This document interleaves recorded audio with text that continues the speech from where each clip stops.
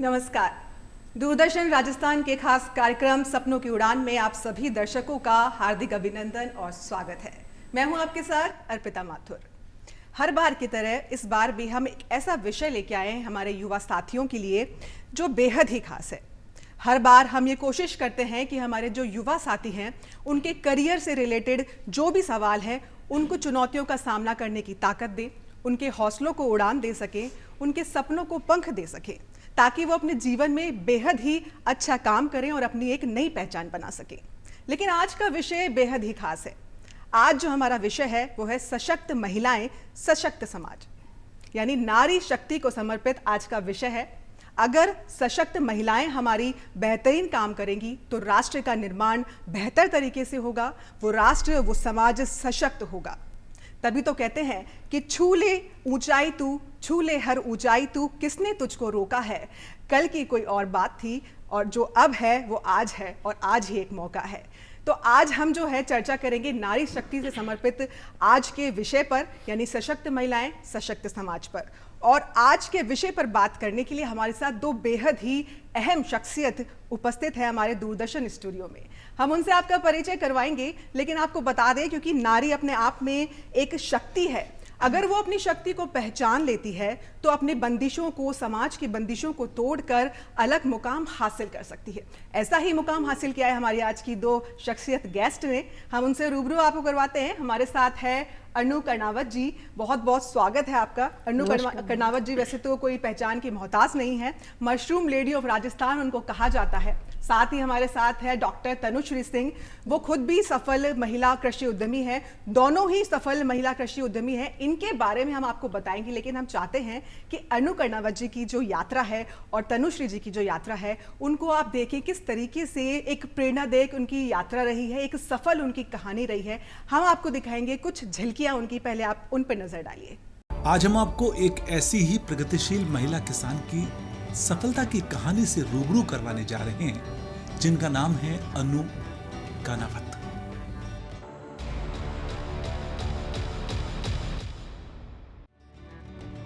अनु कर्णावत राजस्थान के शाहपुरा जिले की आमलदा गांव की एक ऐसी प्रगतिशील महिला किसान है जिन्होंने खेती किसानी में कुछ लीक से हटकर सोचा, और न केवल सोचा अपितु उसमें कई प्रकार के नवाचार करते हुए उपलब्धियों का सफर तय किया।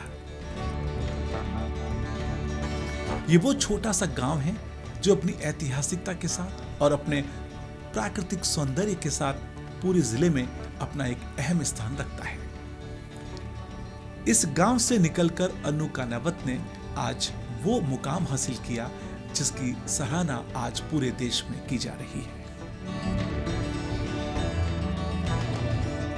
अनु कर्णावत ने खुद के स्तर पर ही खेती किसानी में कुछ अलग सोचा, अर्थात मशरूम की खेती के बारे में सोचा, और देखते ही देखते वे मशरूम की खेती की एक सफल किसान बनती गई। और हमारे साथ दूसरी जो मेहमान है डॉक्टर तनुश्री सिंह है, जो कि खुद एक सफल महिला उद्यमी है। उनकी भी एक प्रेरणादायक कहानी रही होगी, उनके बारे में भी आपको जानकारी देते हैं। उनकी कुछ झलकियां आप देखिए एवी के माध्यम से। सशक्त महिलाएं, सशक्त समाज। आज हम आपको मिलवाने जा रहे हैं राजस्थान की एक ऐसी प्रगतिशील महिला कृषि उद्यमी से जिन्होंने स्टार्टअप और इंक्यूबेटर के सहारे अपनी एक अलग पहचान बनाई, देखते ही देखते राष्ट्रीय स्तर पर ख्याति प्राप्त की। जी हां, आप मिल रहे हैं successful startup doctor Tanushree Singh से। तनुश्री सिंह राजस्थान का वो जाना पहचाना नाम है स्टार्टअप की दुनिया में जिन्होंने मिलेट्स के उत्पाद बनाए, जिन्होंने बाजरे का केक, दलिया, बिस्किट जैसे उत्पाद बनाकर बाजार में अपनी एक अलग पहचान बनाई। डॉक्टर तनुश्री सिंह को कई बार देश के बड़े दिग्गज नेताओं के साथ संवाद करने का अवसर मिला। आज इनकी सफलता की गाथा निश्चित रूप से महिला समुदाय में बहुत ही लोकप्रिय हो रही है।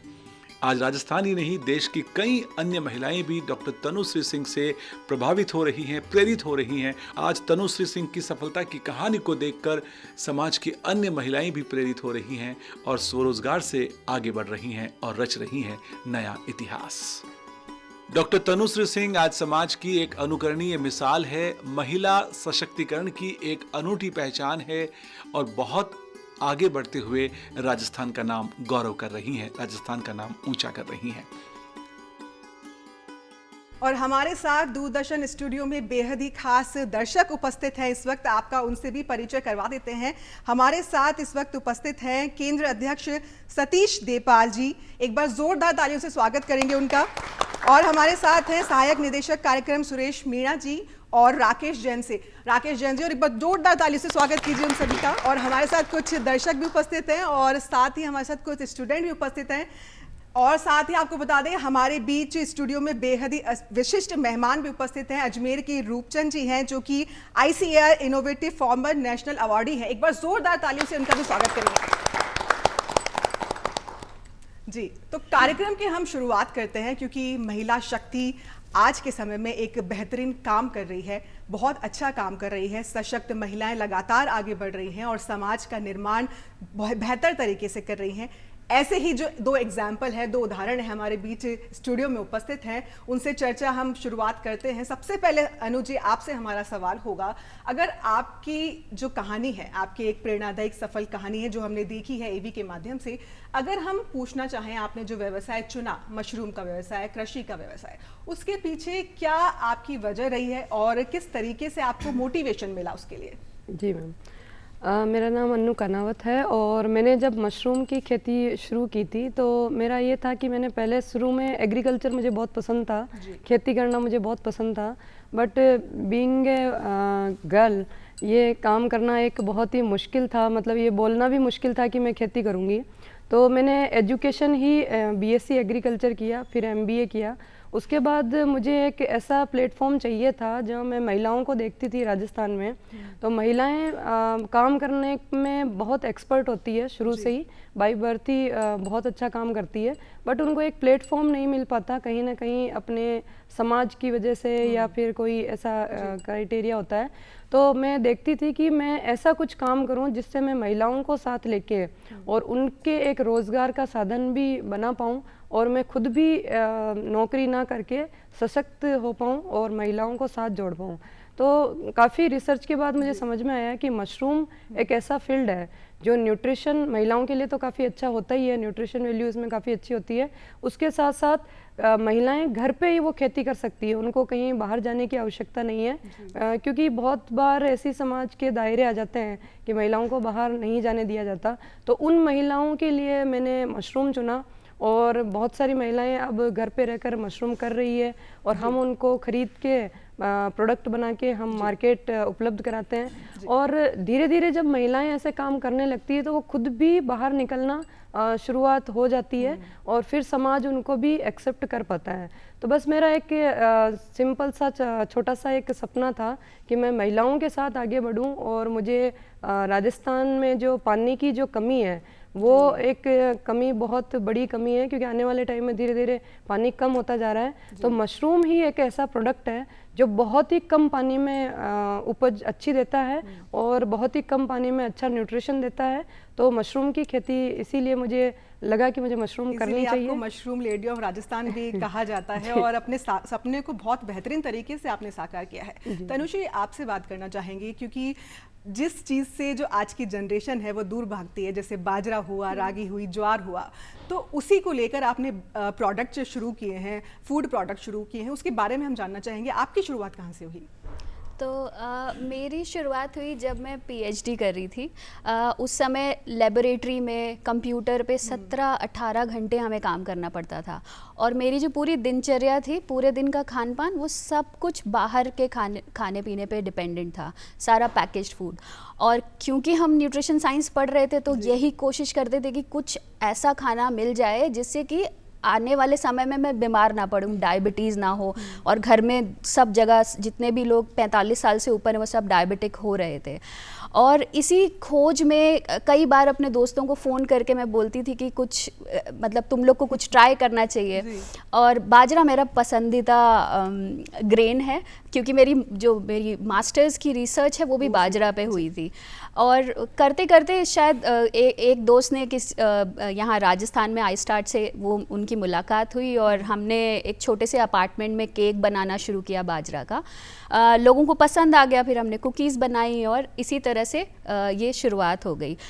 हमारी जो यात्रा है वो एक प्रयास है कि कैसे पौराणिक जो अनाज होते हैं उनको आधुनिक रूप कैसे दिया जाए, और इसमें विज्ञान का प्रयोग किया गया, क्रिएटिविटी का प्रयोग किया गया, और आज हम यहाँ पर हैं। जी, बहुत बेहतरीन। आप दोनों की जो यात्रा है, सफल यात्रा, और आपके जो प्रयास हैं बहुत अच्छा काम कर रहे हैं। एक तो है मशरूम को विकसित कर रही हैं, एक जो है बाजरे को, जो हमारा जो ग्रामीण जो हमारा खान पान है उसको हमारे विदेशों तक भी आप फैला रहे हैं, उसके लिए बेहतरीन काम है आपका। और हमारे साथ जो दर्शक इतने अच्छे उपस्थित हैं उनसे हम बात कर लेते हैं। उनमें से कई ऐसे भी हैं जो व्यवसाय भी करना चाहें, महिला उद्यमी भी हैं जो व्यवसाय करना चाहती हैं, कृषि से जुड़ना भी चाहती हैं। उनसे कोई सवाल ले लेते हैं। कौन है जो अपना सवाल करेगा? नमस्कार, मेरा नाम अफसाना है और मेरा सवाल जो है वो तनुश्री मैम से है। अगर हम महिला सशक्तिकरण की बात करते हैं जब भी तो महिलाओं के सामने बहुत सारी समस्याएं आके खड़ी हो जाती है। तो बेसिकली एंटरप्रेन्योरशिप की अगर हम बात करें तो वहाँ पे बहुत सारे ऐसे जेंडर स्टीरियोटाइप्स हो जाते हैं, क्योंकि बिज़नेस करना वो भी एक महिला के लिए तो हमारे समाज में ये बहुत ही मुश्किल काम है। और हर बार ये नहीं हो सकता कि वो ऐसा ही काम करे जो वो घर से ही कर सके। ज़रूरी नहीं है कि उसके माइंड में यही बिज़नेस आइडिया हो कि वो घर से ही उसको कर सके। तो मेरा आपसे ये एक सवाल है कि कुछ ऐसे सजेशन या कुछ ऐसी स्ट्रेटजीज़ जिनसे निकल के एक फ़ीमेल जो है अपने जो भी बिज़नेस आइडिया है उनको कर पाए, इन जेंडर जो स्टीरियोटाइप्स हैं उनको तोड़ते हुए। अफसाना, बहुत अच्छा सवाल पूछा, थैंक यू। मेरा जवाब एक्चुअली मेरी दादी ने दिया था। मेरी दादी 8वीं पास थी और अध्यापक थी, और उन्होंने ना जैसे भी हमारा जीवन चल रहा था वो हमेशा ये बात कहती थी, बेटा पढ़ाई कभी मत छोड़ना। तो जेंडर स्टीरियोटाइप को तोड़ने का जो सबसे बड़ा हथियार मुझे लगता है वो है पढ़ाई। जैसे कि अक्सर ऐसा सोचा जाता है कि महिला है, गणित में कमज़ोर होगी, हिसाब नहीं कर पाएगी, ड्राइविंग नहीं आती होगी, लेबर को कैसे हैंडल करेगी, लोगों से बातचीत कैसे करेगी, और इन सारी चीज़ों के जवाब हैं आपकी पढ़ाई में। जिस भी क्षेत्र से आप हैं, जिस भी समाज के हिस्सा आप हैं और आपको लगता है कि उस समाज में ये वाला स्टीरियोटाइप बहुत ज़्यादा है, और आप देखेंगे कि भारत के अलग अलग इलाकों में कुछ बहुत तगड़े स्टीरियोटाइप्स होते हैं, एक एक करके ये एज अ महिला उद्यमी ये आपकी जिम्मेदारी है कि उन सारे स्टीरियोटाइप को आप एक एक करके तोड़ते रहें। आपको किसी से झगड़ा नहीं करना है, आपको कोई आंदोलन करने की ज़रूरत नहीं है। चुपचाप अपनी पढ़ाई करिए। किसी भी चीज़ में आप कमज़ोर हैं उसमें पहले अपनी शक्तियाँ डेवलप करिए, ठीक है, उसको सीखिए, उसको जानिए, और जितने ज़्यादा गुणवान होते जाएंगे आप, शायद सारे स्टीरियोटाइप पीछे जाते जाएंगे। बिल्कुल, क्योंकि इसी बात से मेरे को एक बात याद आती है, अगर महिला एक शिक्षित होती है ना तो वो पूरे समाज को भी शिक्षित कर सकती है। तो पहले शिक्षा पे ध्यान देना बहुत ज़रूरी है, बेसिक आपकी क्वालिफिकेशन होना ज़रूरी है। अनु जी, आपसे सवाल लेंगे, इसी से जुड़ता मेरा एक सवाल है, क्योंकि महिला होने के नाते काफ़ी चुनौतियों का सामना आपको करना पड़ा होगा। आपने कई यूनिवर्सिटीज़ में भी पढ़ाया है, क्या कुछ आपके सामने चुनौतियाँ आई है एज ए वुमेन, क्योंकि महिला होने के नाते आपने लिंग भेदभाव भी देखे होंगे, क्या कुछ चुनौतियाँ आपने सामना की है? सबसे बड़ी चुनौती तो ये थी कि मैं पार्ट टाइम जॉब करती थी यूनिवर्सिटी के अंदर और मेरा काम करती थी, तो यूनिवर्सिटी में बहुत सारे लोगों को पता चला कि मैं पार्ट टाइम काम करती हूँ। तो सबसे बड़ी चुनौती मैं कहीं यूनिवर्सिटी से निकाली भी गई। अच्छा। कि क्योंकि उनको लगता था कि ये जो है पार्ट टाइम जॉब करना और हमारे पे फोकस पूरा नहीं हो पा रहा, बट ऐसा नहीं था, क्योंकि मैं जहाँ से पैसे ले रही थी तो वहाँ मैं पूरा अपना ध्यान दे रही थी, बट उनको ऐसा लगता था कि नहीं, ये अपना खुद का कोई डेवलपमेंट चल रहा है। ऐसे ही महिलाओं को जो एंटरप्रेन्योर बनती है और अपने दम पर बनती है, उनको कहीं जगह से निकाला जाता है। ये बात एक बड़े मंच पे मैं कह रही हूँ, तो ये एक बड़ी बात है। और बहुत सारी महिलाएं ये नहीं कह पाती, क्योंकि उसमें कहीं ना कहीं उनको लगता है कि इसमें मेरी खुद की इंसल्ट है, बट मैं उसमें इंसल्ट नहीं मानती थी, क्योंकि मुझे पता था कि मैं क्या कर रही हूँ। और इसके अलावा जब भी मैं अपने कहीं पर भी जी एज ए असिस्टेंट प्रोफेसर जब मैं किसी भी चैनल पे आती थी, तो मेरे से जो सीनियर होते थे उनको बड़ा मतलब ऐसा लगता था। शुरू में मुझे ऐसा लगा नहीं, पर बाद बाद में मुझे पता लगता था, जब रिज़ाइन लेटर मेरे पास में आते तो मुझे समझ में आने लगा कि वास्तव में अभी भी कहीं ना कहीं समाज ये चाहता है कि हम जो कहें वो करें। और तो बहुत एक मतलब महिलाओं के लिए ये है कि फिर भी जैसे तनु मैम ने बताया, मैंने हमेशा अपना काम किया, ना मैंने किसी को जवाब दिया। इवन मेरे पास रिज़ाइन लेटर आते थे तो मैं उनको सिर्फ रिप्लाई मांगती थी कि मेरी क्या मतलब फॉल्ट रही, उनके पास कोई रिप्लाई नहीं होता था। तो बट इससे मुझे काफ़ी कॉन्फिडेंस मिला और मुझे बहुत सारे लोगों ने भी बोला कि ये एक बहुत अच्छी बात है कि आप इतना मतलब रुक रहे हैं यहाँ पर और इसको फिर भी आप अपने काम को नहीं छोड़ रहे हो। तो मुझे लगता है महिलाएं जो सोचती है उनको करना चाहिए, उसको छोड़ना नहीं चाहिए। आप अपने आप अपने सपनों की उड़ान पूरी कर लेंगे। बिल्कुल, बहुत खूब। तनु, आपसे भी बात करना चाहेंगे क्योंकि ऑर्गेनिक फूड जो है उसमें महिलाओं की भागीदारी के बारे में आप क्या सोचती हैं? आपको क्या लगता है कि आज के समय की जो महिलाएं हैं, महिला उद्यमी हैं जो इस फील्ड में आना चाहती हैं, तो उनके लिए किस तरह की चुनौतियां रही होगी या फिर रह सकती है, तो वो किस तरीके से प्रिपेयर रहें?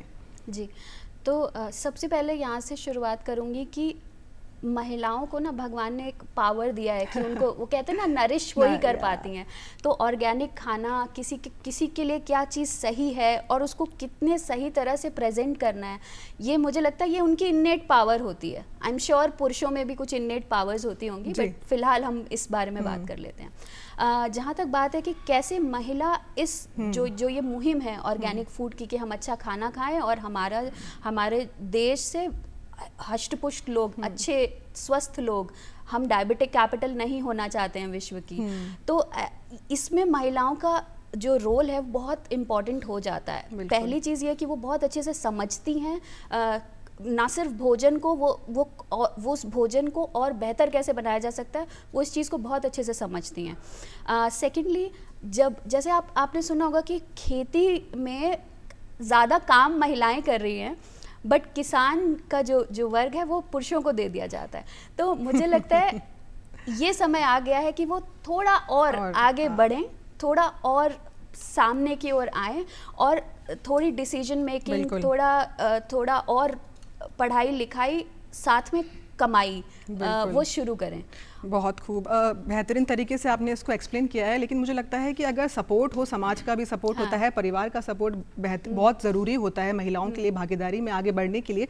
हम ऑडियंस से जो हमारे हैं बहुत देर से इंतज़ार कर रहे हैं दर्शक सवाल पूछने के लिए, उनसे भी सवाल ले लेते हैं। कौन है जो सवाल करेगा? जी, सभी को मेरा नमस्कार। मेरा नाम दीपचंद शर्मा है। मैं खुद एक किसान फैमिली से बिलोंग करता हूँ। मेरा सवाल अनु जी से है जी, क्योंकि मुझे पता है कि खेती चूज करना कितना बड़ा से बड़ा कार्य हो सकता है। तो अनु जी से मेरा सवाल ये है कि सामान्यतः आज का युवा, विशेषकर महिलाएं, अपनी पढ़ाई लिखाई पूरी करने के बाद में एक कंफर्ट जोन में चले जाना चाहते हैं, जॉब करना चाहते हैं, लेकिन आपने एक अलग रास्ता चुना खेती का।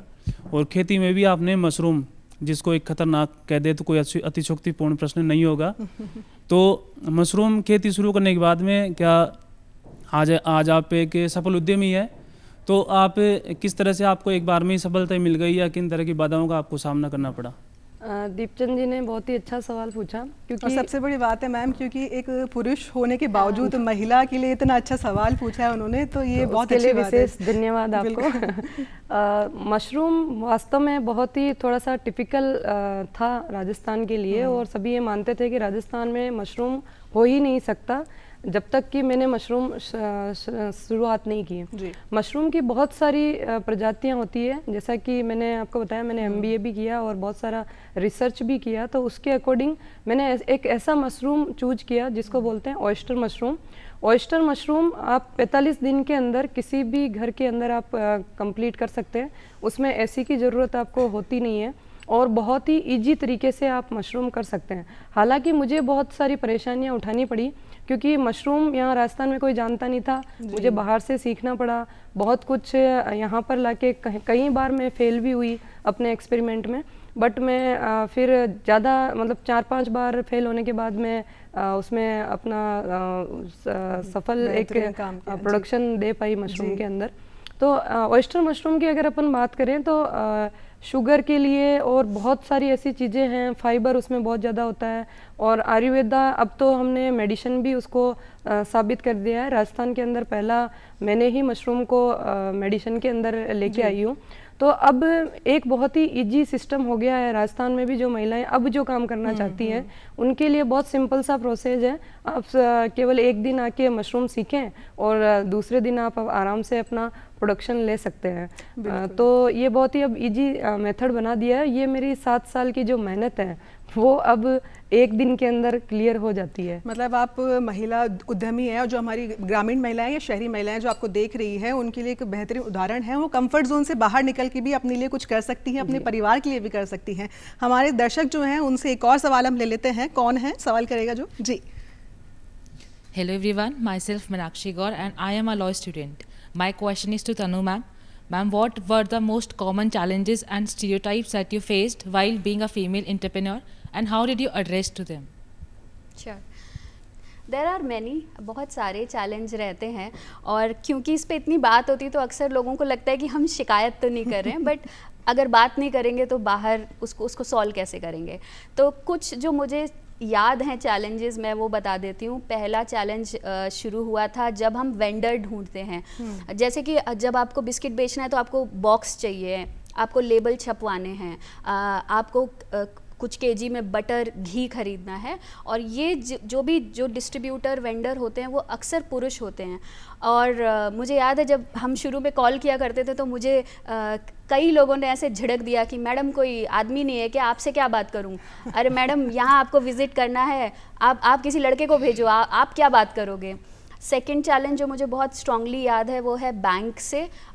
जब मुझे पूछा गया था, उस वक्त मेरी शादी नहीं हुई थी, तो पूछा गया था कि अच्छा आपके पिता को साइन कर सकते हैं क्या इस पे, या आपके पति कहाँ हैं, या आपके नाम पे कितनी ज़मीनें हैं, अगर ये सब कुछ नहीं है तो आपको लोन नहीं मिलेगा। थर्ड चैलेंज जो मेरे ख्याल में शायद हम सभी झेलते हैं, वो अक्सर ऐसा होता है कि हम स्टार्टअप हैं तो हम चाहते हैं कि सरकारी और प्राइवेट कुछ संस्थाएं हैं जो हमें फंड करें, और इन फंडिंग मीटिंग्स जो होती हैं, जो फंड मीटिंग्स होती हैं, जब आपको पिच करना पड़ता है अपने स्टार्टअप को, आपको बताना पड़ता है कि हमें इतने पैसों की ज़रूरत है। आप शार्क टैंक वगैरह देखते होंगे। हम कई बार उन मीटिंग्स में हमें ड्रिंक के लिए बोला जाता था, या वो बोलते थे कि रात को इस वक्त आप मिलिए। ऐसे बहुत सारे अजीब से चैलेंज थे जिससे मुझे लगता था कि मेरी जो जर्नी है वो शायद और फास्ट होती अगर मैं महिला नहीं होती। बट ये भी सीखने का हिस्सा है, और मुझे ऐसा लगता है भगवान ने ये अपॉर्चुनिटी हम लोग को दी है, मुझे, अनु जी, हमारे जैसे बहुत सारे लोगों को, आप लॉ स्टूडेंट हैं आपको, कि हम ये सारी बातें बाहर लाएं, और ये जो यात्रा हम कर रहे हैं इससे जो हमारे बाद जो लोग आएंगे उनके लिए ये चीज़ें आसान करें। बिल्कुल अनु जी, अगर करियर पर्सपेक्टिव से बात करें, अगर कोई महिला उद्यमी कृषि उसमें आनी चाहती है, करियर बनाना चाहती है, सफल उद्यमी बनना चाहती है, सबसे बड़ी मुसीबत आती है फंड की। तो फंड के बारे में किस तरीके से जानकारी जुटाई जाए और कहाँ से फंड की सहायता ली जाए, अगर जो बनना चाह रही है उनके लिए अगर आप बताना चाहेंगी तो, और आपने किस तरीके से शुरुआत की थी? जी मैम, सबसे पहले जो भी जितने भी स्टूडेंट हैं या महिलाएं हैं उनको ऐसा लगता है कि जैसे मैं भी फार्मर फैमिली से बिलोंग करती थी, और जब मैं बोलती थी किसी को कि मैं बिजनेस करूंगी तो मतलब एक मजाक उड़ाया जाता था कि इनके पास पैसे नहीं है, हाँ। और ये खुद नौकरी कर रहे हैं और फिर बोल रहे हैं हम बिजनेस करेंगे। तो मतलब बिजनेस माइंडसेट लोगों का ऐसा होता था कि बड़ी कार होनी चाहिए, आपके पास बहुत पैसा होना चाहिए, पर ऐसा कुछ नहीं है। जब आप बिजनेस करते हैं और आपका जो आइडिया है वो परफेक्ट है, और जब किसी को लगता है कि ये सेल हो सकता है, जो प्रोडक्ट आप बना रहे हैं वो वास्तव में एक वैल्यूबल प्रोडक्ट है, चाहे कोई भी प्रोडक्ट हो, तो उसके लिए फंडिंग आजकल इस ज़माने में बहुत आसान हो गया है। गवर्नमेंट भी काफ़ी फंड कर रही है। जैसे हमने पीएम श्री के माध्यम से मैंने खुद ने 25 लाख का फंड लिया गवर्नमेंट से। जैसे तनु मैम ने बताया कि पिच देनी पड़ती है और स्टार्टअप्स को फंड मिलता है। अब तो लगभग 1 करोड़ 2 करोड़ जितना फंड आपको चाहिए उतना फंड आपको गवर्नमेंट दे रही है। और गवर्नमेंट के अलावा भी ऐसे बहुत सारे जो वेंचर कैपिटलिस्ट्स होते हैं वो भी फंडिंग करते हैं। अगर उनको लगता है कि जब बहुत सारे लोगों के पास पैसा होता है वो सोचते हैं कि इसको डबल कैसे किया जाए।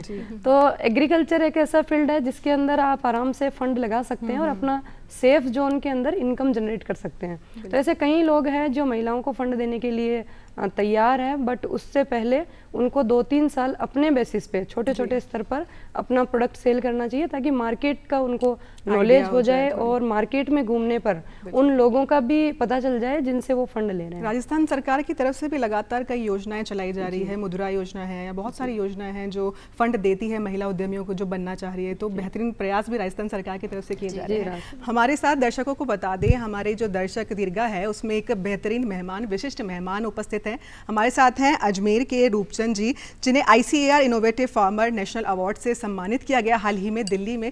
उनका भी एक सवाल है जो अपना सवाल पूछना चाहते हैं। जी सर। मेरा नाम रूपचंद जी काहर जी, गांव नदी डूमारा, जिला अजमेर का रहने वाला हूं जी। मैं एक फूलों की खेती करता हूं और 1 बीघा फूल खेती से मैंने फूल खेती करना स्टार्ट किया जी। और 1990 से मैंने ये फूलों की खेती करना स्टार्ट किया है। बहुत खूब। ये खेती धीरे धीरे आगे मार्केटिंग बढ़ती गई और इसका बाजार हमें मिलता रहा जी। इस फूलों की खेती की बुआई सस्ती है जी, ज़्यादा महंगी नहीं है, बजाय दूसरी फसलों के। जी। फूलों की खेती आज हम इसकी लागत माने तो 10,000 से 15,000 बीघा की लागत है जी। तो जी, तो आप हमारे जो मेहमान है उनसे ही पूछना चाहते हैं कि किस तरीके से फूलों की खेती में स्टार्टअप किया जाए और आगे डेवलपमेंट के लिए क्या किया जाए। आगे की जो प्रक्रिया है खेती की उसके लिए क्या किया जाए वो आगे बताएं जी, जो हम सभी किसान भाइयों को आगे। बिल्कुल, बहुत खूब जी। सर, सबसे पहले तो फूलों की खेती अभी जैसे अपने होली गई है थोड़े दिनों पहले ही, तो अभी ऑर्गेनिक प्रोडक्ट, ऑर्गेनिक गुलाल बहुत ही सेल होने लगी है और लोग भी चाहते हैं कि चेहरे, सबसे पहले तो मेकअप और ब्यूटी को सब लोग ध्यान में दे रहे हैं, तो कोई भी अपना चेहरा ख़राब नहीं करना चाहता है, तो आप फूलों से गुलाब बना के काफ़ी अच्छी मात्रा में आप सेल कर पाते हैं। इवन एक्सपोर्ट भी आप लोग कर सकते हैं, इत्र बना सकते हैं आप फूलों से डायरेक्ट। आजकल सेंट भी बहुत अच्छा बना रहे हैं लोग, तो फूलों का तो बहुत ही आने वाले टाइम में एक बहुत बड़ा फ्यूचर है। तो आप प्रोसेसिंग में जाएं और प्रोसेसिंग के लिए गवर्नमेंट आपको काफ़ी फंड दे रही है, तो डायरेक्ट आप फूलों को ना बेचकर उनकी प्रोसेसिंग में जाकर फिर आप कर सकते हैं। और वैलेंटाइन डे तो एक बहुत बड़ा उदाहरण है। वैलेंटाइन डे पे एक फ्लावर बॉम्बे के अंदर 200 रुपये में मिलता है, तो आप वैलेंटाइन डे से पहले अगर आप फूलों की खेती करते हैं और आप वेंडर ढूंढ लेते हैं, तो मुझे लगता है एक बहुत सारे ऐसे किसान हैं जो, जहां मैंने विजिट की गुजरात के अंदर, तो 1-1 करोड़ 2-2 करोड़ रुपए वो बाई फ्लाइट वैलेंटाइन डे की नाइट को, मतलब 13 को वो भेजते हैं और 14 को वो एक ही दिन में करोड़पति हो जाते हैं। तो आजकल फूलों की खेती का बहुत ही बड़ा रुझान है, आप कर सकते हैं। जी बिल्कुल। जी, मुझे कुछ ऐड करना है। पहले तो रूपचंद जी बधाई आपको, जो आप काम कर रहे हैं बहुत अच्छा। जैसा कि अनु जी ने बताया कि गुलाल एक ऑप्शन हो सकता है, परफ्यूम हो सकते हैं, इत्र हो सकते हैं। आपने सुना होगा गुड़हल की चाय बड़ी फेमस है। एक और चाय फेमस है आजकल, ब्लू टी बोला जाता है, पेट कम करने और डायबिटीज़ वगैरह को कम करने के काफ़ी उपाय हैं। तो अभी जो ट्रेंड चल रहा है और वो भारत में भी है, एक्सपोर्ट में भी बहुत अपॉर्चुनिटी है। जो आप कर सकते हैं वो है फूलों की चाय, कैमोमिल टी। अंग्रेज़ लोग पहले पीते थे, अब तो भारतीय भी पीने लगे हैं और वो बहुत ज़्यादा अच्छा ऑप्शन है, बहुत स्वस्थ बनाता है आपको। मुझे लगता है इस बारे में भी आपको सोचना चाहिए। लेकिन शुरुआत अगर करना चाहें तो किस तरीके से करी जाए, क्योंकि अगर वो पूछ रहे हैं कि कहाँ से शुरू की जाए, तो उसके लिए क्या प्रोसेस रहता है? तो शुरू वो आपने गुलाब जल सुना होगा, जो कि जिसका यंत्र बहुत सस्ता आता है, आप वहाँ से शुरू कर सकते हैं और गुलाब जल भी खूब महंगा बिकता है। पहली शुरुआत आप वहाँ से कर लें। जो फूल होते हैं उनकी जब आप उन्हें सुखाते हैं उसकी चाय बन सकती है। जो चाय बनाने, जो टी बैग होता है वो बहुत सस्ता मिल सकता है। आप इंटरनेट पे खोज करेंगे आपको मिल जाएगा, आपको ज़्यादा पैसे खर्च करने की ज़रूरत ही नहीं है। ये छोटे छोटे उपाय जब आप करने लग जाएंगे, आपको अपने आप और आगे क्या अपॉर्चुनिटी है वो मिल जाएगी। तीसरी चीज़, अगर अभी आप प्रोसेसिंग नहीं करना चाहते हैं, अभी आप सोचते हैं कि मैं सिर्फ किसान हूँ, मैं सिर्फ फूल उगाना जानता हूँ, ऐसी बहुत कंपनियां हैं जो आपसे डायरेक्टली फूल खरीदना चाहती हैं, जो खुद प्रोसेस करती हैं, तो आप उस तरफ भी ध्यान दे सकते हैं। बिल्कुल अनु जी, आपसे सवाल लेते हैं क्योंकि मशरूम की आप खेती करती हैं और काफ़ी लंबा बिजनेस है, देश विदेश तक आपका बिजनेस फैला हुआ है। राजस्थान जैसी जगह में मशरूम की खेती करने में आपको किन चुनौतियों का सामना करना पड़ा? सबसे बड़ा तो क्लाइमेट एक बहुत बड़ा चुनौती है, बट एक फ़ायदा भी है कि हम 4 सीज़न यहाँ पर होते हैं अपने, गर्मी सर्दी बारिश, तो खरीफ और रबी में हम आराम से खेती कर सकते हैं। बाकी क्लाइमेट कंट्रोल थोड़ा सा करना पड़ता है। और उसके अलावा राजस्थान का जो प्रोडक्शन के अलावा जो मैं सबसे बड़ा चैलेंज मानती हूँ वो ये है कि मशरूम कोई खाना ही नहीं चाहता, क्योंकि उनको पता ही नहीं है कि मशरूम से क्या गुण होते हैं। बल्कि आप वीक में अगर 2 बार अगर आप मशरूम खाते हैं तो आपको कभी कैंसर नहीं होगा। अगर आप डेली मशरूम खाते हैं तो आपको कभी शुगर नहीं होगी, क्योंकि मशरूम ही एक ऐसा प्रोडक्ट है जिसमें एंटीऑक्सीडेंट प्रॉपर्टी होती है। ये हम राजस्थानियों को शायद थोड़ा सा कम पता है। और बाकी साउथ और बाकी जगहों पे तो बहुत मशरूम खाते हैं। एक और चीज़ जो मशरूम में होती है वो किसी भी फ्रूट में नहीं होती है, वो होती है विटामिन डी। विटामिन डी बहुत ही, सभी लोगों का आज अपना भी अगर टेस्ट करवाएं तो विटामिन डी और B12 आपको कम मिलेगा। मशरूम एक ऐसा प्रोडक्ट है जो अगर आप डेली खाते हैं तो आपका विटामिन डी और B12 भी आपका रिकवर कर देगा। तो सबसे बड़ी जो चैलेंज था वो मेरे मार्केट का और फिर क्लाइमेट का था। तो क्लाइमेट का तो मैंने कर लिया, अब मार्केट पे चल रही है बात। बाहर खाना लोगों ने स्टार्ट कर दिया, इसीलिए हमने उसका पाउडर बनाया और लोगों को पाउडर खिलाना सिखाया। फिर तीसरा जो चैलेंज आया मेरे सामने कि महिलाएं मशरूम की सब्जी नहीं बना सकती। उनको पता नहीं है कि किस तरीके से इसको बनाया जाए। तो हमने बहुत बार मैंने अपने चैनल के माध्यम से मशरूम की सब्जी कैसे बनाते हैं, कैसे खाते हैं। और फिर बहुत पुरानी एक मूवी आई थी फॉरेन की, उसके अंदर ऐसा था कि मशरूम से बॉडी के अंदर मशरूम उगने लगती है। तो उसका जो अभी तक भी लोगों को ऐसा लगता है, बल्कि वो मूवी थी, ऐसा कुछ होता नहीं है रियल लाइफ में, बट उसका इम्पैक्ट इतना था कि पूरे राजस्थान के अंदर बहुत ही कम लोग, जैसे बाड़मेर और इधर के लोग, वो मशरूम उगती थी जिसको हम खुम्बी बोलते हैं, उसको लोग खाते थे, बट मशरूम से लोग डरते भी थे। तो अभी मैंने जब आयुर्वेदा लाइसेंस लिया तब लोगों को समझ में आया कि अगर आयुर्वेदा ने मशरूम को एक्सेप्ट किया है, इसका मतलब मशरूम का ऐसा कोई डर नहीं है। कुछ लोग एलर्जिक भी होते हैं मशरूम से, ऐसा सच है कि नहीं है? मैम, जैसे कि मैं अभी दाल से एलर्जी है मेरे को, तो बचपन में क्या होता है, हम जब पैदा होते हैं राजस्थान में या इंडिया के अंदर कोई भी बच्चा पैदा होता है तो उसका कोई एलर्जेटिक टेस्ट नहीं कराया जाता है। बट फॉरेन के अंदर कोई बच्चा पैदा होता है तो उसका एलर्जेटिक टेस्ट कराया जाता है। उनको ऑलरेडी पता होता है कि एलर्जी किस चीज से है। तो मशरूम में अभी तक जो है 99% कोई एलर्जी का केस नहीं आता है। 1% अगर आपको दाल से भी एलर्जी हो सकती है तो मशरूम से भी हो सकती है। तो ऐसा ये भी मैं मिथ ही मानती हूँ कि मशरूम से एलर्जी है, बट कुछ ऐसे फूड्स होते हैं जिनमें एलर्जी के चांसेस ज़्यादा होते हैं, तो वो हमें पहले ध्यान रखना पड़ता है। तो अनुज, आप जो प्रयास कर रही हैं, जो सराहनीय काम कर रही हैं, और मैं चाहती हूँ कि मशरूम ज़्यादा से ज़्यादा कंज्यूम करें लोग, क्योंकि काफ़ी हेल्दी प्रोडक्ट भी है। हमारे साथ जो दर्शक हैं उनमें से किसी सवाल ले लेते हैं। जी, कौन है जो सवाल करेगा? जी मैम।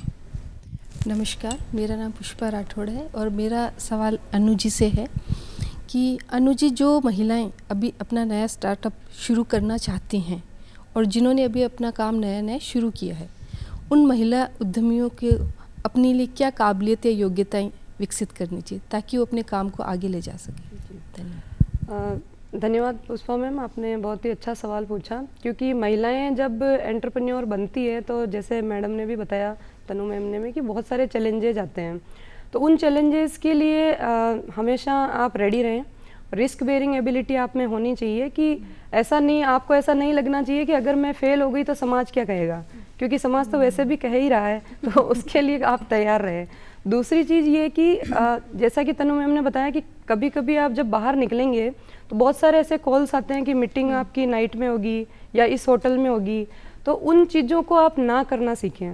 हम ज़रूरी नहीं है कि हम अपने मतलब अगर आपको नहीं लग रहा है कि मुझे वहाँ नहीं जाना है तो दूसरा आपको वेंडर मिल जाएगा, ऐसा कोई ज़रूरी है। अगर उसको इम्पोर्टेंट है, हमारे मशरूम के अगर प्रोडक्ट लेने हैं उसको, या कोई भी प्रोडक्ट उसको ख़रीदना है, तो वो अपने को टाइम देगा। तो मुझे लगता है महिलाओं को ना कहने की आदत बहुत कम होती है, क्योंकि हमें सिखाया जाता है कि तुम लड़की हो, ना नहीं कहना, तुम्हें हंसना नहीं है। तुम्हें ये नहीं करना है। तो उन सब चीज़ों को हमें छोड़ना चाहिए और ना कहने की। मैं तो जब एज ए असिस्टेंट प्रोफेसर जब मैं पढ़ाती थी बच्चों को, तो लड़कियों को सबसे पहले मैं यही बोलती थी कि अगर कोई भी चीज़ आप मन से आप एक्सेप्ट नहीं कर रहे हैं तो मना कर दीजिए कि मुझे नहीं करना है। तो ये चैलेंजेज आपके साथ एज ए वुमन बहुत ज़्यादा आएंगे। बहुत सारे ऐसे टेस्ट करने के लिए भी बोल देते हैं कि हमारी मीटिंग 3 बजे होगी, या आजकल एक बहुत नया कॉन्सेप्ट चल रहा है, कोई भी मीटिंग है तो कार में होगी। मतलब हमारे पास टाइम नहीं है, हम तो सीईओ है, तो कार आएगी आपको वहाँ से पिकअप करेगी, वहाँ आपको साथ में बैठ के मीटिंग करनी है और फिर वो कहीं भी आपको छोड़ देंगे। तो हमें नहीं करना है ऐसा बिजनेस, क्यों करें? अगर आपको लगता है कि सामने वाला सही है, ठीक है, हम कर सकते हैं, तो आप कीजिए, बाकी आप ना कीजिए, नहीं करना है। और चैलेंज एक्सेप्ट कीजिए। जो काम 10 दिन में हो सकता है वो 20 दिन में होगा, थोड़ा सा टाइम लगेगा, बट अपना वैल्यू बना के रखें और अपना काम करें। बिल्कुल, बहुत खूब, क्योंकि समाज बदल रहा है, देश बदल रहा है और महिलाएं लगातार सशक्त भी हो रही है, तो समाज की सोच भी बदल रही है महिलाओं के प्रति, वो बहुत आवश्यक है। डॉक्टर तनु, आपसे बात करना चाहेंगे कि अगर हमने बिजनेस स्टार्ट किया या कोई महिला उद्यमी ने बिजनेस शुरू किया, सबसे बड़ा जो रोल होता है मार्केटिंग का रोल होता है। तो मार्केटिंग के लिए क्या स्ट्रेटेजी अपनाई जाए, और खास करके क्योंकि आज के समय में डिजिटल मार्केटिंग का बहुत बड़ा क्रेज है, तो उसके लिए क्या कुछ रणनीति अपनाई जानी चाहिए जो युवा उद्यमी इस फील्ड में आना चाहते हैं उनको? तो आजकल ना एक आप अगर इंस्टाग्राम ट्रेंड पढ़ते होंगे तो आप देखेंगे कि आजकल जो ज़्यादा वायरल हो रहे हैं वीडियो वो फाउंडर्स के खुद के वीडियोस होते हैं। जहाँ पे जो भी उद्यमी है, यदि वो खुद इस बारे में बात करते हैं कि हमारा ये प्रोडक्ट है, हमने या रोज़ाना के जो किस्से होते हैं कि आज हमने ये चैलेंज फेस किया या आज हमने ये ऑर्डर बनाकर भेजा, आप इसी से अगर शुरुआत करेंगे ना, सिंपल एक वीडियो रिकॉर्डिंग और उसको आप पोस्ट कर देंगे, मेरे ख्याल में इससे बेहतर तो कोई उपाय अभी बचा ही नहीं है। इसके साथ में एक और चीज़ मैं कहना चाहूँगी जो मैंने बहुत कष्टों से सीखी, वो ये थी कि काफ़ी लोग डिजिटल मार्केटियर बन के आपको फ़ोन करेंगे और वो मांगेंगे कि ये हमारी कुछ फ़ीस है और हम आपका इतना बेच देंगे वगैरह वगैरह। मैंने बहुत हाथ जलाए हैं, तो ये बिल्कुल आपको कहना चाहूँगी कि पहले खुद सीखिए, खुद प्रयास करिए, और जब आप सीख जाए ना उसके बाद आप किसी को पैसे देने का सोचिएगा। उससे पहले अपने स्तर पे जो भी हो सके, आपके जो भी को फाउंडर है, आपके जो भी एम्प्लॉयज़ हैं, आपके साथ जो भी सहकर्मी है, सबको इन्वॉल्व करिए। और तो उसके लिए पर्टिकुलर ट्रेनिंग भी दी जाती होगी, क्योंकि मार्केटिंग की ट्रेनिंग देना भी बहुत ज़रूरी है, तो प्रशिक्षण देना बहुत ज़रूरी है। अगर आपकी कंपनी की बात करें तो आप भी देते होंगे प्रशिक्षण? हम प्रशिक्षण सोशल मीडिया, जैसे काफ़ी सारे एजुकेशनल इंस्टीट्यूट में मैं जाती हूँ जहाँ पे हम उनसे बात करते हैं बच्चों से इस बारे में कि कैसे मार्केटिंग स्ट्रैटेजी होनी चाहिए। लेकिन उद्यमियों के लिए जो एक्चुअली में काम कर रहे हैं, उनके लिए तो सबसे अच्छा उपाय है कि वो आप अभी जानते होंगे, आप इंटरनेट पे बहुत सारे मतलब मॉड्यूल्स हैं, बहुत सारे वीडियोस हैं, बहुत सारे ऐसे लोग हैं जो आपको ये सिखा सकते हैं। तो मेरी आपसे प्रार्थना यही है कि पैसे खर्चे करने से पहले सीखिए, जितना जल्दी हो सके, जितना बेहतर हो सके सीख लीजिए, और उसके बाद आप और उसको अप्लाई करिए। सीखने के बाद आप अप्लाई करिए, बैठे मत रहिए कि नहीं एक दिन परफेक्ट होगा सब कुछ तब करूँगा, ऐसा मत करिए। और आई थिंक तो जिनके पास अगर पैसे फंड का अभाव है तो वो ऑनलाइन सीख सकते हैं, जैसे कि आप बता रहे हैं, यूट्यूब से या सोशल मीडिया से सीख सकते हैं, फिर अपने बिजनेस में मार्केटिंग स्ट्रेटेजी अपना सकते हैं। मैं आपको मतलब मैं गारंटी से ये बात कह सकती हूँ कि इस दौर में अभी आपको सीखने की कोई कमी है ही नहीं। बिल्कुल सही। एवरीथिंग जो आप सीखना चाहते हैं वो सब कुछ इंटरनेट पे अवेलेबल है। बिल्कुल। अनु जी, आपसे सवाल करना चाहेंगे, क्योंकि ग्रामीण परिवेश से आप आती हैं, भीलवाड़ा से आप आती हैं। ग्रामीण परिवेश की महिला अगर बात करें और शहरी महिलाओं की बात करें, तनुश्री शहर में रहती हैं, तो किस तरीके से आप अंतर देखती हैं और किस तरीके से महिला उद्यमियों में बदलाव आप देखती हैं कि ये जो व्यवसाय है इसमें बदलाव आने के संकेत हैं? मैम, ये काफ़ी टिपिकल क्वेश्चन है क्योंकि तनु मैम भी साथ में बैठे हैं, बट मैं इसका जवाब देना चाहूँगी कि ग्रामीण परिवेश में जो महिलाएं होती हैं और जो लड़कियां होती हैं, जो उनको पढ़ाया जाता है, वो हिंदी मीडियम से स्टार्टिंग करते हैं उनको, और जो सिटी में जो लोग होते हैं वो थोड़ा सा इंग्लिश सीख लेते हैं।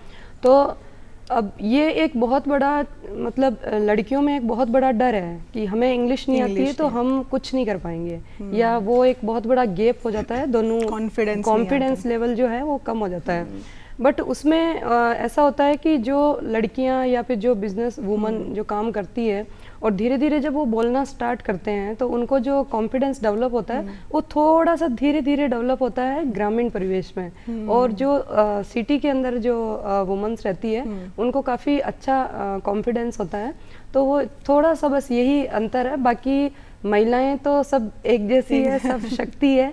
और अगर मैं वैसे बात करूं तो जो ग्रामीण महिलाएं हैं वो काफ़ी स्ट्रॉन्ग रहती है हर चीज़ को लेकर और डिसीजन पावर को लेकर, बट कहीं ना कहीं समाज उनको रोक देता है। बाकी अगर सभी महिलाएं अगर आगे आने लग जाए तो मुझे लगता है कि ये मंच बहुत छोटा पड़ जाएगा। बिल्कुल सही, महिलाएं बहुत ही एक्टिव और वो होती है, ना केवल पुरुष बल्कि मुझे तो लगता है महिलाओं का जो भागीदारी है, खुद का सहयोग है ना, वो भी बहुत ज़रूरी है महिलाओं को आगे बढ़ाने में। हमारे साथ जो दर्शक हैं उसमें से एक सवाल ले लेते हैं। कौन है जी सवाल करेगा? जी नमस्कार, मैं धीरज सैनी।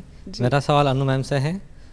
मेरा सवाल ये है कि आपकी जो जर्नी है वो काफ़ी स्ट्रगल भरी रही है और आप जो मशरूम के ऊपर काम कर रहे हैं, तो मेरा सवाल आपसे ये है कि मशरूम जहाँ तक मुझे पता है काफ़ी कॉस्टली रहता है, अफोर्डेबल नहीं होता, और हम कम्युनिटी को सशक्त करने की बात कर रहे हैं, तो मशरूम को अफोर्डेबल प्राइस में कैसे लोगों तक पहुँचाया जाए और उनको उसके बेनिफिट प्राप्त हो सके, क्योंकि काफ़ी कम्युनिटी में हम देखते हैं कि काफ़ी मल न्यूट्रिशन के इनके केस हमको देखने को मिलते हैं। तो कैसे हम उस पर काम कर सकते हैं कि इजी वे में मशरूम को लोगों तक पहुंचाया जाए।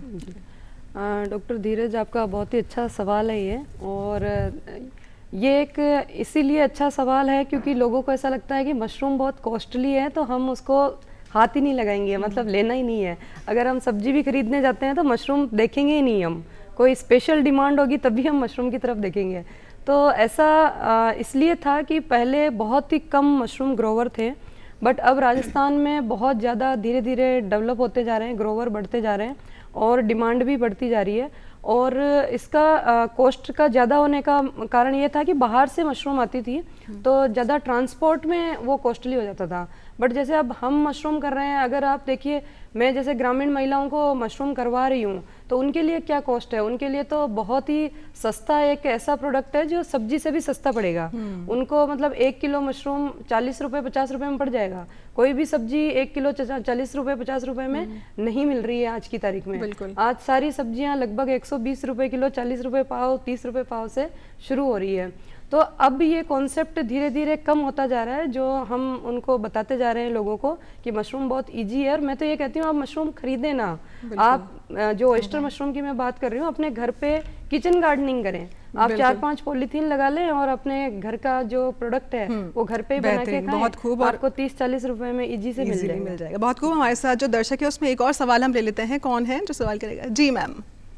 हेलो नमस्कार, मेरा नाम विष्णु कुमार सोलंकी है और मैं तनु जी से एक सवाल पूछना चाहती हूँ कि महिला उद्यमी कहाँ से कैसे क्या शुरू करे। जैसे ग्रामीण महिला है तो वो काम तो बहुत करना चाहती है पर उनको जानकारी नहीं है इस काम की कि कैसे आगे बढ़े, क्या काम शुरू करे, कैसे क्या सिस्टम है उनका।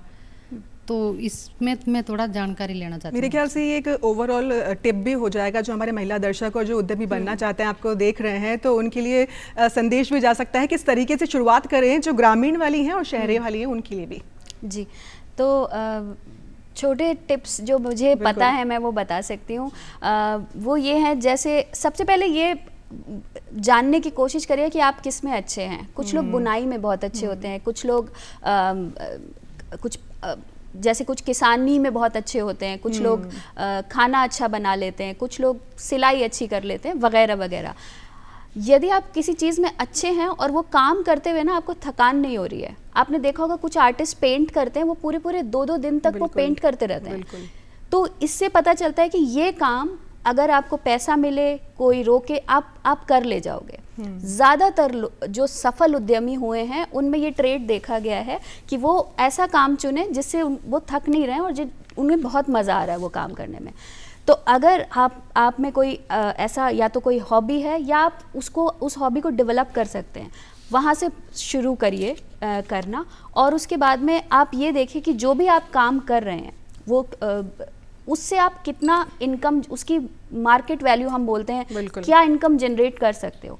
प्रयास यहाँ से शुरू करिए और धीरे धीरे धीरे आप एक स्तर पे पहुँच जाएंगे जहाँ पे जो आपके शौक है ना वो क्या बोलेंगे बिजनेस में डेवलप हो जाएंगे। और मैं खुद ऐसे बहुत सारे बुटीक ओनर्स को जानती हूँ, मैं ऐसे कॉस्मेटिक वालों को जानती हूँ, मैं ऐसे साइंटिस्ट को जानती हूँ जिन्होंने नौकरियाँ छोड़ के बड़ी कंपनी मतलब बड़े कंपनियां बना दी हैं। तो मुझे लगता है कि जितनी करियर ऑप्शंस महिलाओं के लिए इस वक्त मौजूद हैं, खास करके राजस्थान सरकार जो है लगातार इतने ऑप्शन दे रही है, महिलाओं को इतने आगे बढ़ा रही है, प्रोत्साहन दे रही है। और साथ ही मैं अगर बता दूं दर्शकों, क्योंकि महिला के लिए जो करियर ऑप्शन है, खास करके महिला उद्यमी जो अपना करियर बनाना चाहती है व्यवसाय में, उनके लिए हस्तशिल्प है, उनके लिए बुटीक है, उनके लिए खान पान का है, फूड इंडस्ट्री में जा सकते हैं, कृषि व्यवसाय में जा सकते हैं, जैसे कि ऑर्गेनिक फार्मिंग में जा सकते हैं। बहुत ऐसे ऑप्शंस हैं। और साथ में जो सपोर्ट है आपकी फैमिली का और समाज का, वो भी बेहद ज़रूरी है, क्योंकि सशक्त महिलाएं सशक्त समाज का निर्माण कर पाएंगी।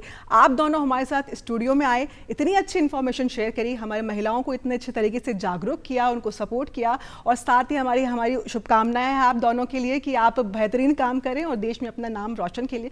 बहुत बहुत धन्यवाद आप दोनों का। और साथ ही हमारे जो दर्शक दीर्घा में हमारे उपस्थित हैं, बेहद ही खास मेहमान हमारे साथ हैं अजमेर से रूपचंद जी, और साथ ही केंद्र अध्यक्ष सतीश देपाल जी, सहायक निदेशक कार्यक्रम सुरेश मीणा जी और राकेश जैन जी। आप दोनों का भी, आप सभी का बहुत बहुत धन्यवाद कि आप उपस्थित हुए। और साथ ही हमारे सभी दर्शकों के लिए एक बार जोरदार ताली बजा दी। इसी के साथ आज के इस एपिसोड में हम मिलते हैं, दोबारा मिलेंगे आपसे। इस एपिसोड में इतना ही, तब तक के लिए देखते रहिए सपनों की उड़ान पर। नमस्कार।